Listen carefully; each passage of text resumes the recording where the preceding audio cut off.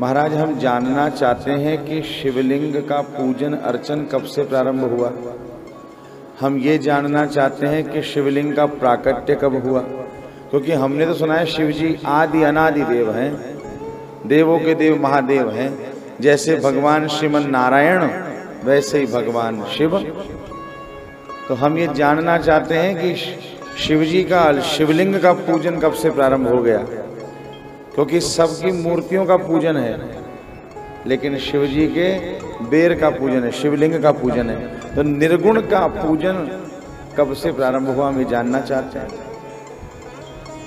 आप हमें शिव संबंधित कथा सुनाइए, आप हमें बिल्व की महिमा बताइए, आप हमें भस्म की महिमा बताइए, आप हमें रुद्राक्ष की महिमा को सुनाइए। ये सब हमारी जिज्ञासाएं हैं, आप कृपया करके हमें समाधान दीजिए। ऐसा प्रश्न शौनकादि ऋषि महात्माओं ने नैमिषारण्य में पूछा। बंधुओं, ये अवंतिकापुरी है, इसको आज उज्जैन कहा जाता है, प्राचीन नाम इसका अवंतिका है। ये सप्त मोक्षदायिनी पुरियों में से एक है। काशी कांची अवंतिका, ये मोक्षदायिनी पुरियां हैं 7, उनमें से एक है ये।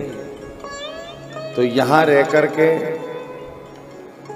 शिव समीप, आप शिव जी के क्षेत्र में हो, शिव जी का निवास स्थान है ये। और सुनो, हमारे लाल जी का बड़ा भारी संबंध है इस नगरी से। ठाकुर जी यहाँ पढ़ने के लिए आए, और पढ़ने के लिए आए तो ऐसा पढ़ करके गए गुरु जी के पास कि गुरु जी के मृत पुत्र को ला करके दे दिया।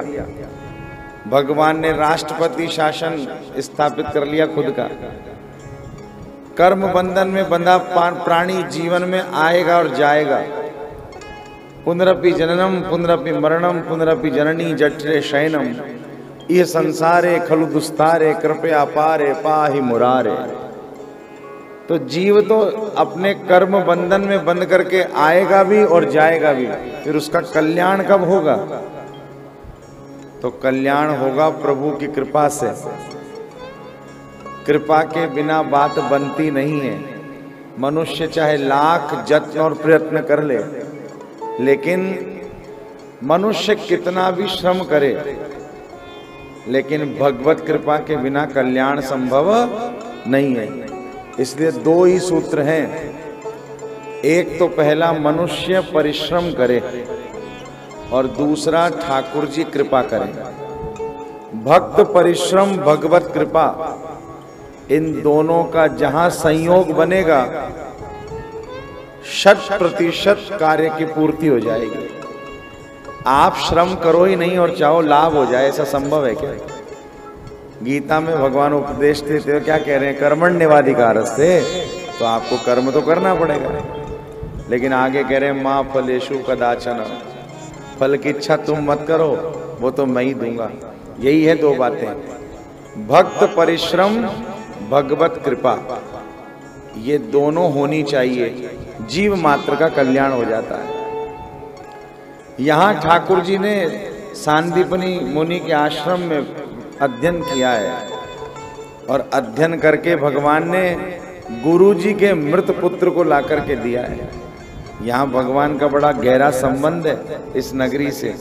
आप परम भाग्यशाली हो, इस नगरी में हो, इस पुरी में हो, इस तीर्थ क्षेत्र में हो, जहाँ भगवती कल्याणदायिनी क्षिप्रा माँ बह रही है। क्षिप्रा में स्नान कीजिए, तर्पण आदि कीजिए, महाकाल का दर्शन कीजिए, हर सिद्धि मैया का दर्शन कीजिए, भगवान भैरव का दर्शन कीजिए। वो कोतवाल हैं यहाँ के, उनके दर्शन के बिना भी पूरा काम नहीं होता है।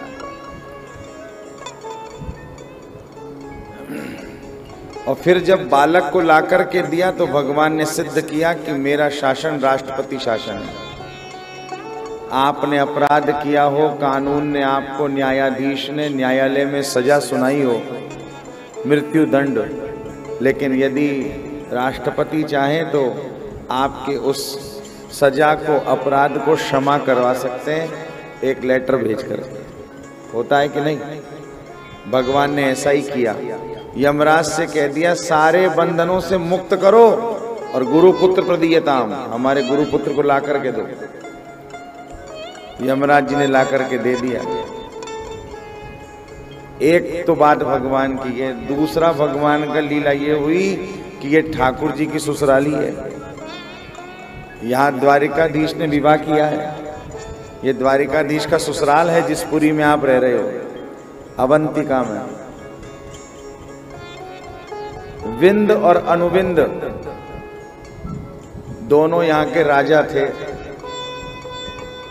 उन्होंने सोचा कि चक्रवर्ती सम्राट तो दुर्योधन ही बनेगा, तो अपनी बहन मित्रविंदा से बोले कि देख बहन, हम तेरा स्वयंवर कर रहे हैं और तू हम पर दया करना। स्वयंवर में दुर्योधन आएगा, उसके गले में वरमाला डाल देना। तेरा विवाह उससे संपन्न हो जाएगा, हमारा उससे संबंध हो जाएगा, तो महाराज वो हमारे जीजाजी हो जाएंगे, बहनों ही हो जाएंगे, तो हमारी महिमा बढ़ जाएगी। स्वयंवर का कार्य हुआ और उसमें द्वारिकाधीश भी आकर विराजे। जब द्वारिकाधीश पधारे तो 4 सीट आगे बैठे तो दुर्योधन और 4 सीट पहले बैठे थे सिंहासन पर भगवान द्वारिकाधीश। वो इधर से मित्रविंदा जी परिभ्रमण करती करती आई और द्वारिकाधीश को देखा तो भूल गई कि हमने भैया से कहा था कि हम तो दुर्योधन के गले में डालेंगे, और भैया ने जो कहा वो सब भूल गई और द्वारिकाधीश के रूप स्वरूप को देखा और सीधी वरमाला महाराज उनके गले में डाल दी। और जब ठाकुर जी के वरमाला पहनाई तो भगवान, कुछ दुष्ट राजाओं ने विरोध किया तो उनको परास्त करके और मित्रविंदा जी को साथ लेकर के ठाकुर जी गए और फिर द्वारिका में भगवान ने विवाह संपन्न किया। तो यहाँ ठाकुर जी के 2 संबंध है, इसलिए हरि हर का प्रेम है इस क्षेत्र से। यहाँ हर ने तो वास ही किया है, महादेव जी का तो क्षेत्र है ही। यहाँ भगवती अन्नपूर्णा विराज रही हैं। जो भी यहाँ अन्नपूर्णा भगवती की आराधना करता है उसका सब प्रकार से मंगल हो जाता है। काशी में भी विराज रही हैं, काशी विश्वनाथ के वहाँ भी महाराज सब प्रकार का मंगल देने वाली हैं यहाँ ये पुरी। इसलिए आप निष्ठा पूर्वक बड़े बड़े मोक्षदायिनी पुरी में हैं, बहुत आनंद के साथ में कथा का रस लीजिए, मंगल कीजिए, कल्याण होता रहे। ठाकुर जी कथा सुनते रहें और आपको भगवान के प्रति प्रेम भक्ति बढ़े, इस उद्देश्य से श्रवण कीजिए। यहाँ भगवान द्वारिकाधीश और भगवान महाकाल का वास रहा है। ऐसी बढ़िया पुरी है। यहाँ पर जब ऐसा प्रश्न पूछा गया शौनक जी के द्वारा तो सूत जी महाराज ने एक रूपक कथा सुनाई, दृष्टांत में कथा सुनाई है। वो कथा सत्वगुण और रजोगुण के मध्य होने वाला विवाद है। ध्यान से सुनिएगा, थोड़ा प्रसंग गंभीर है और शिव पुराण की बहुत सारी बातें, ये ज्ञानवर्धक है। ये पूरा पुराण,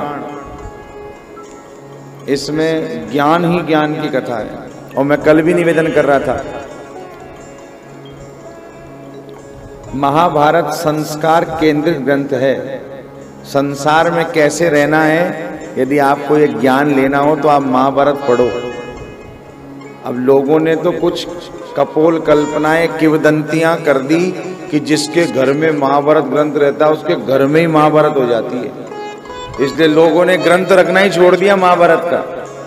और मैं आपको एक रहस्य की बात बताऊं, मेरे गुरुदेव भगवान कह रहे थे एक दिन मुझे कुछ उपदेश देते हुए, पढ़ाते हुए, कि शास्त्र में ऐसा वर्णन है, ऐसी महिमा है, संतों ने ऐसा कहा है,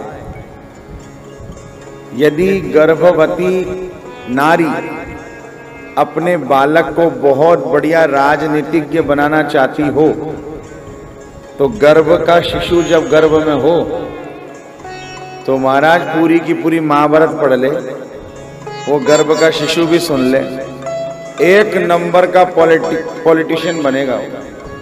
राजनीतिक किसी को बनाना हो अपने बेटाओं, पूरी महाभारत पढ़ाओ उसको, सुना दो उसको।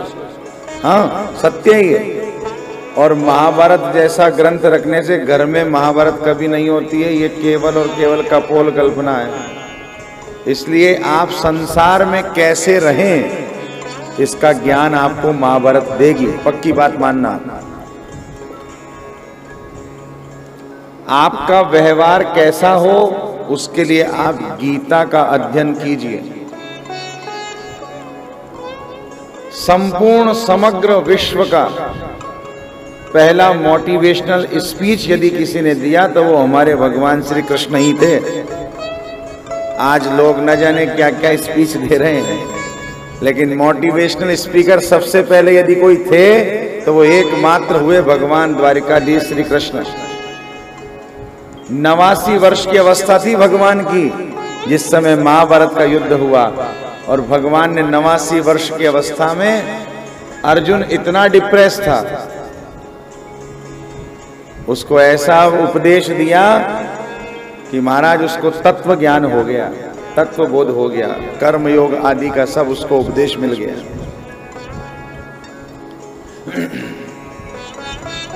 तो व्यवहार कैसा रहे, उसके लिए आपको गीता का उपदेश लेना चाहिए।